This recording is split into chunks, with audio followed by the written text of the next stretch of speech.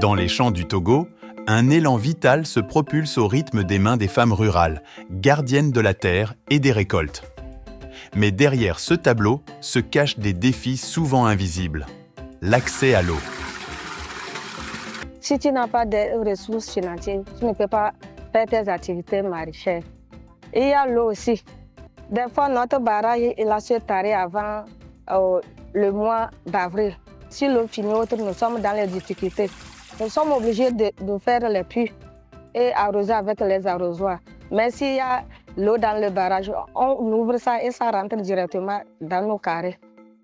L'eau constitue le premier facteur de production agricole.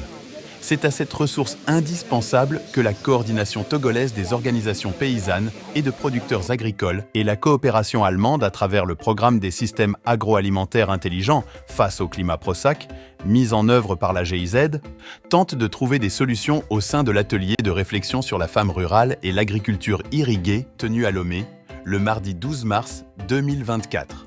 Un développement de l'agriculture sans les femmes ne va pas pouvoir se faire.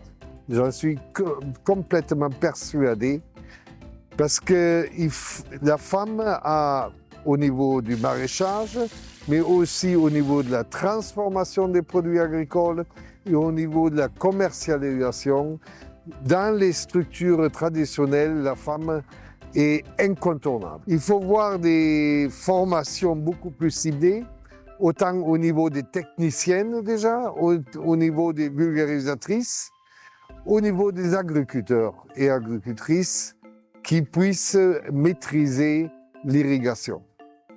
Dans un pays où l'irrigation solaire se profile comme l'horizon de demain, les femmes sont mieux placées pour garantir la production agricole à petite échelle, mais en permanence.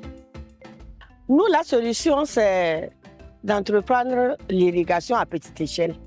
La CETOP, en s'investissant dans l'irrigation, veut résoudre le problème d'eau des femmes et également augmenter leurs revenus.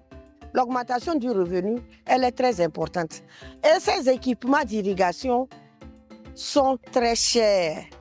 C'est pourquoi la CETOP rentre en partenariat avec des organisations comme la GIZ dans le cadre du PROSAC pour permettre aux femmes d'accéder à ce type d'irrigation. L'atelier a été le théâtre d'échanges riches, où les voix des agricultrices ont trouvé écho. C'est à travers cette déclaration qu'elles se sont exprimées. Nous formulons les recommandations suivantes à l'endroit du gouvernement et de ses partenaires pour la période 2024-2028. Promouvoir le système efficace de pompage solaire des ressources en eau.